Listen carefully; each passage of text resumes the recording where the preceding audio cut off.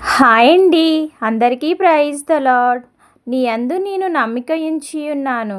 ఉదయమున నీ కృపావార్తను నాకు వినిపింపుము. నీ వైపు నా మనస్సు నేనెత్తుకొనుచున్నాను.